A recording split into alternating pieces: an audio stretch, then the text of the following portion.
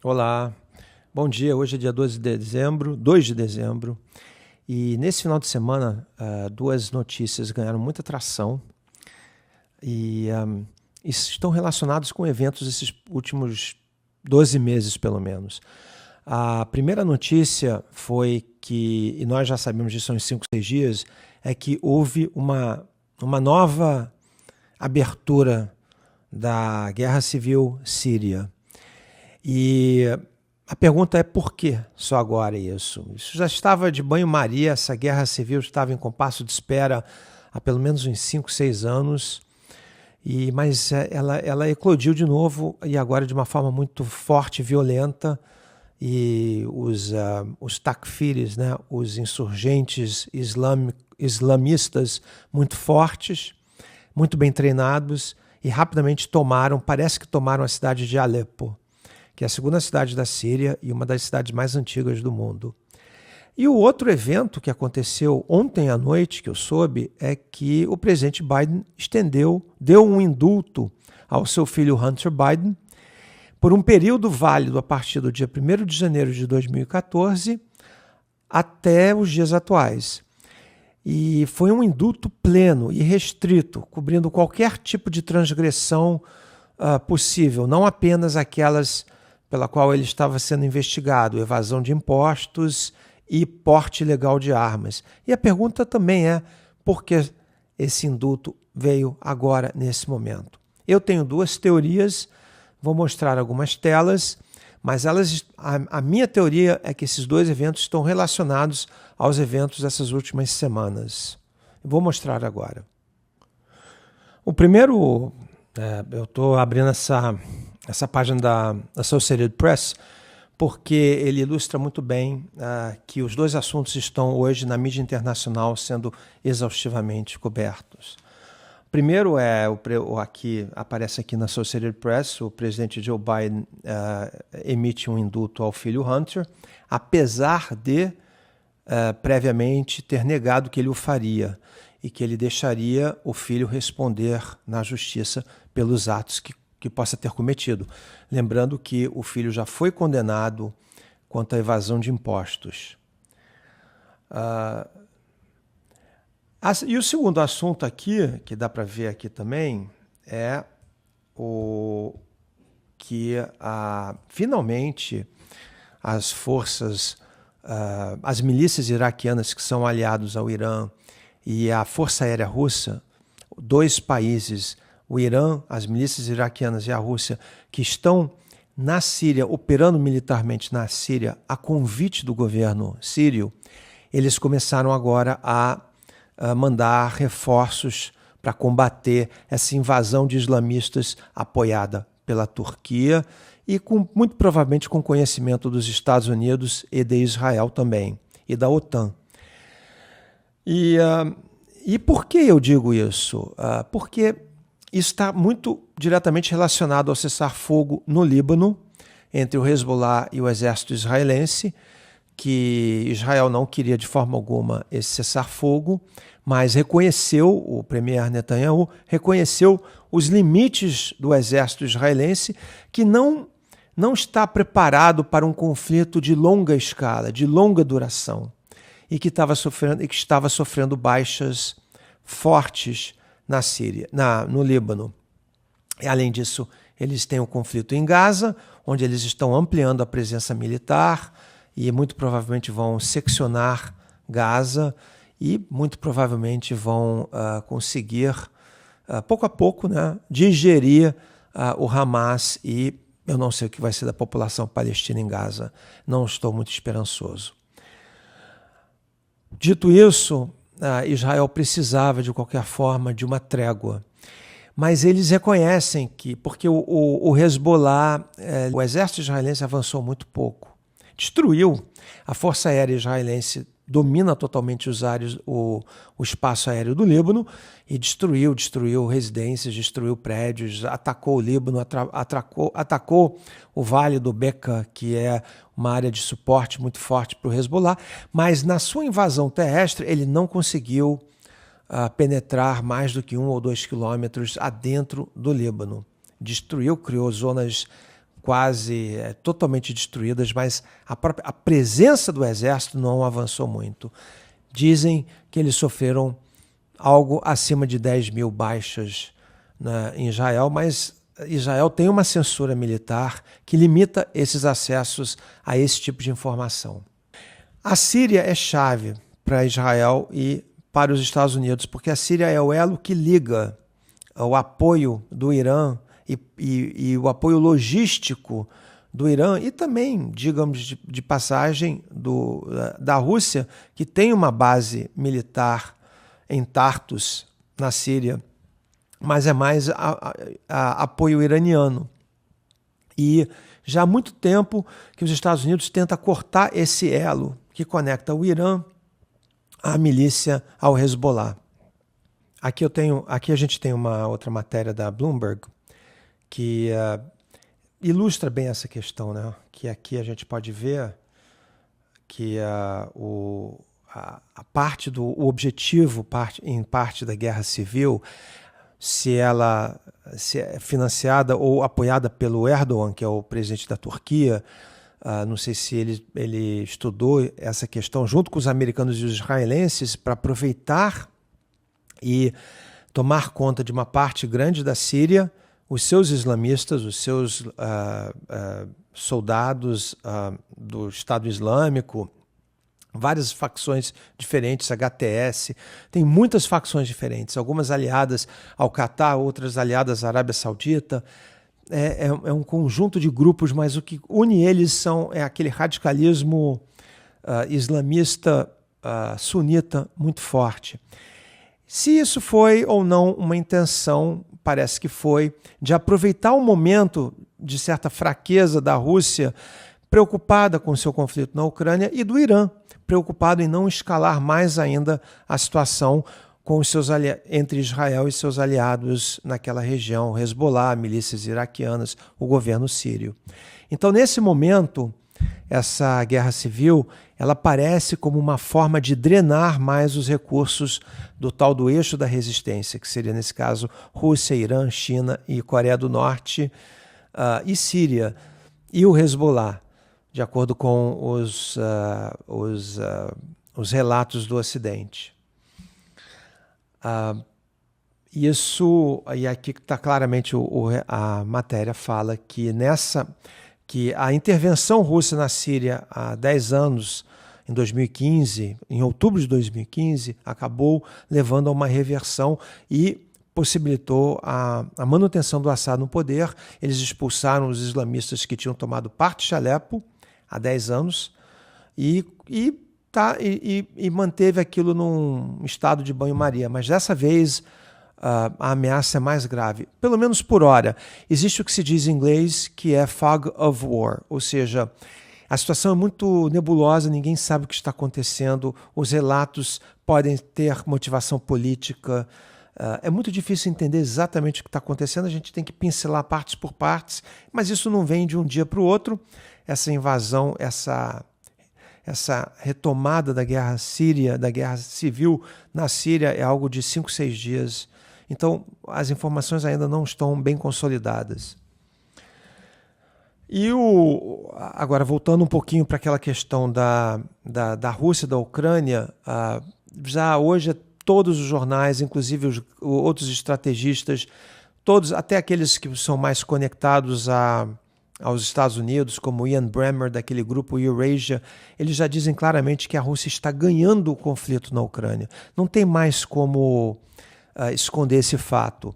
Mas ganhando não significa que vai ficar por isso, entendeu? Então, os atlanticistas estão preocupados com... Atlanticistas são aqueles que são normalmente aliados do Partido Democrata nos Estados Unidos ou dos republicanos neocons, neoconservadores que sempre buscam a guerra, aliado ao establishment na Europa. É o Partido Conservador, mas também o Partido Trabalhista na Inglaterra e, em geral, o establishment europeu. Eles estão preocupados com o Trump, porque o Trump, não que ele seja anti-guerra, mas ele acha que esse conflito com a Ucrânia drena recursos dos Estados Unidos e da OTAN para e impede uma melhor preparação de um conflito futuro contra o Irã e mais para o futuro ainda contra a China. Encontraram uma solução, querem agora tomar aqueles 300 bilhões de dólares russos que estão em bancos do Ocidente e acham que, e essa é uma proposta de alguns grupos atlanticistas, que, porque o Trump sempre fala que ele é um grande negociador, então a tentativa é tentar não só penhorar, como literalmente se apropriar desses recursos, que hoje ainda não foi feito isso porque existem problemas jurídicos para ter acesso ao capital russo nos bancos ocidentais. Os juros que esses depósitos rendem já parece que vão ser utilizados, mas o capital, a base do capital ainda não. E agora estão tentando vender essa ideia para o Trump, do Trump ajudar na apropriação desse capital, que vai significar 300 bilhões de dólares a mais para investir na guerra contra a Ucrânia. Essa é a tentativa dos atlanticistas de convencer o Trump a apoiá-los na perpetuação dessa guerra contra a Rússia. Não sei se vai dar certo, mas essa coluna é escrita pelo M.K. Bhadra Kumar, que é um diplomata indiano, aposentado. Ele sempre escreve material muito, muito bom. Ele é um comentarista, um colunista renomado e considerado muito centrado, bem centrado. Um dos problemas em tomar esse dinheiro, esses 300 bilhões de dólares da Rússia, é dar o exemplo para os outros países que hoje é a Rússia, amanhã pode ser o inimigo da vez, a bola da vez. Então, essa matéria é de outubro, mas esse é um constante nesses últimos 2 anos. Os bancos centrais de diversos países estão hoje acumulando mais e mais reservas em ouro. A tendência começar a ideia é visualizar um comércio em que nem tudo tem que ser fechado, nem todas as balanças comerciais têm que ser executadas usando o dólar como uma moeda de reserva. Ouro é uma coisa, é um ativo financeiro já utilizado há 5 mil anos. Então é algo tangível. Então, Rússia, China, vários países, alguns países conseguiram repatriar reservas em ouro que estavam armazenadas em bancos no Federal Reserve nos Estados Unidos, na Inglaterra. A Índia parece que conseguiu repatriar de volta para o seu próprio país toneladas de ouro que estavam armazenados, depositados em bancos ingleses. Agora, rapidamente, dando uma olhada em todos esses outros jornais, a gente vê que essa é a conversa do momento. Até jornalistas e militantes do Partido Democrata admitem que isso é um péssimo exemplo, porque o Biden, ao emitir esse indulto, ele, além de tudo, ele falou que o próprio Departamento de Justiça americano, o Ministério da Justiça dos Estados Unidos, estava agindo de uma forma parcial. Mas esse é o seu ministro de Justiça, sabe? O seu ministério agindo de forma parcial contra o Biden. É muito difícil de aceitar isso. E ele emitiu um indulto pleno, cobrindo tudo, qualquer tipo de agressão, de crime que possa ter cometido o filho. Aqui nós temos uma outra matéria do Politico. Politico é um jornal muito alinhado com o Partido Democrata nos Estados Unidos. E aqui está claro, a última ofensa do Joe Biden, ou seja, esse indulto é visto até mesmo pelos aliados do Biden como um ultraje, uma coisa que não deveria ter acontecido nunca.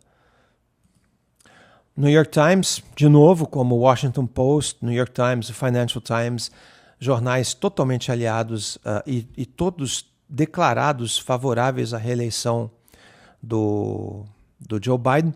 O Washington Post não. Esse ano, o Washington Post decidiu permanecer neutro, mas foi muito criticado por isso, pela sua base de leitores.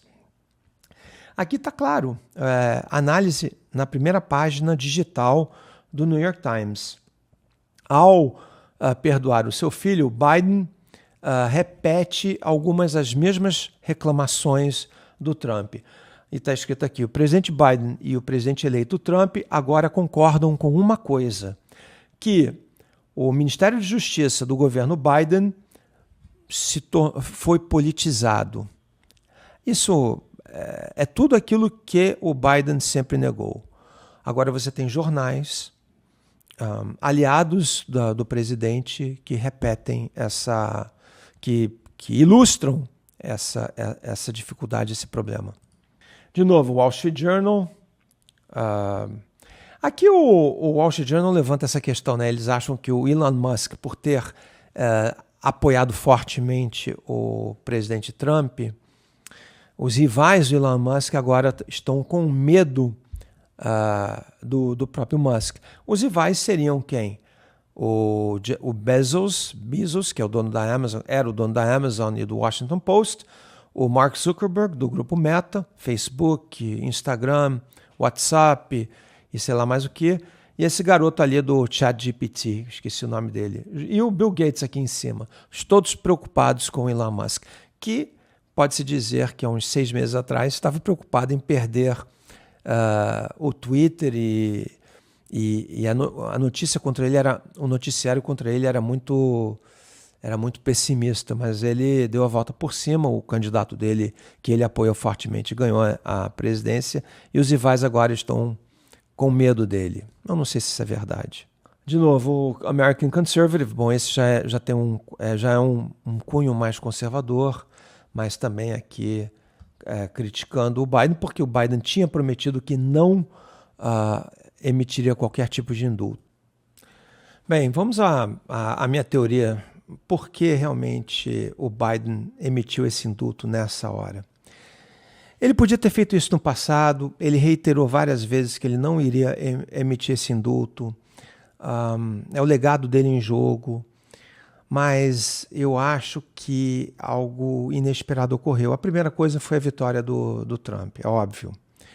O Biden perde o controle, obviamente, assim que ele sair do cargo, ele não tem mais, já um senhor já idoso, ele não tem mais nem como proteger, nem como segurar, investigações do Ministério da Justiça dele, do procurador-geral dele, que é o Merrick Garland, ele não tem mais como. Vai sair todo mundo, vai entrar o Trump. Mas o que eu acho que aconteceu, que forçou a mão do Biden, foi a questão do Trump ter ganho. O Zelensky, presidente da Ucrânia, está desesperado, torcendo tentando manter essa guerra. O pessoal mais cético diria que é uma questão de ciranda financeira, está precisando de mais recursos financeiros. E o Trump já, em várias ocasiões, já disse que a Ucrânia não é tão importante para ele. Os detratores do Trump dizem que isso é porque ele está nas mãos do Vladimir Putin. Mas o primeiro mandato do Trump não foi um mandato em que ele agiu a favor da Rússia de qualquer forma. Em momento nenhum ele agiu a favor da Rússia no primeiro mandato. Isso é balela. É sempre aquela questão. Mas o que acontece é o seguinte, o Zelensky tem informações do Hunter Biden, porque o Hunter Biden foi diretor de uma empresa de mineração chamada Burisma. Foi nomeado logo após a mudança de governo na Ucrânia em 2014 e se tornou um conselheiro do conselho de administração dessa empresa Burisma. E por quê? Ele não tem nenhum conhecimento de relações internacionais, ele não conhece a Ucrânia, tampouco ele foi um executivo do ramo de energia, não sabe nada de carvão, que essa empresa Burisma é uma mineradora de carvão. Então por que ele foi conselheiro? Ele foi conselheiro, recebeu lá os seus milhares de dólares por mês E foi colocado lá porque o pai dele era vice-presidente na época. O Joe Biden era vice-presidente do Barack Obama e era um vice-presidente ativo que tinha o comando da pasta da Europa. Era ele que, não é que mandava, mas era ele que influenciava o presidente Obama em questões relacionadas à Ucrânia e à Europa, especialmente à Europa do Leste. E é isso. O Zelensky precisando negociar com o Trump e o Biden inimigos mortais, o Trump querendo, de uma forma vingativa, condenar ou depois julgar o Hunter Biden, tendo o Ministério da Justiça nas mãos, o Zelensky que estava negociando com ele acesso a informações que facilitaria o trabalho do Trump. Bem, esse indulto acaba cancelando tudo isso. Coloca o Zelensky numa situação mais difícil ainda, o Trump menos motivado ainda para tentar manter o apoio, uma continuação de apoio material à Ucrânia, e o Biden, dessa forma, protege o filho dele. Mas eu acho que esse foi o verdadeiro motivo pelo indulto. Outra matéria. Os Estados Unidos ampliou os controles de exportação, as limitações de produtos para serem exportados para a China, sendo que o objetivo, como diz aqui, é frear o ritmo de desenvolvimento chinês da inteligência artificial, que possam ter uso militar. Mas esse que possam ter uso militar é uma desculpa. Eles querem frear o desenvolvimento da inteligência artificial por parte da China. A China está, por outro lado, está preparando um conjunto de ferramentas para serem ativados no caso, se por acaso o Trump atacar a China e ampliar as sanções à China. Ou seja, você pode querer fazer o que você quiser, mas a China ela tem um poderio econômico hoje que ultrapassa aquele dos Estados Unidos. Tem o controle dos metais raros, que são quase todos eles produzidos e refinados na China, e tem um mercado enorme, que é o maior mercado de mais de 130 países desse mundo. Então vai ser difícil. O Trump pode estar pestanejando, pode estar falando, por exemplo, como ele emitiu uma declaração semana passada, na sexta-feira, né, dizendo que qualquer um que atacar o dólar, que não usar o dólar como moeda de reserva internacional, vai ser sancionado pelos Estados Unidos. Olha, eu não acredito que haja um pensamento mais imperialista do que esse, mas ele está sendo... Não é só o Trump, diga-se de passagem. Antes da eleição, 2 oficiais do governo americano falaram a mesma coisa, que era anti-americano ser contra o dólar. E que não sei mais o que. O senador Marco Rubio falou a mesma coisa no Congresso há uns 6 meses atrás, quando começaram a perceber uma certa ameaça do BRICS, que não é uma ameaça a curto prazo, mas pode, a longo prazo, não vai cortar o uso do dólar como moeda de reserva, mas vai diminuir um pouco o peso do dólar. E os Estados Unidos, economicamente, hoje depende mais e mais do dólar, porque eles têm déficits enormes e sempre crescentes. Então é uma situação complicada. Bem, por hoje é isso. Obrigado, gente.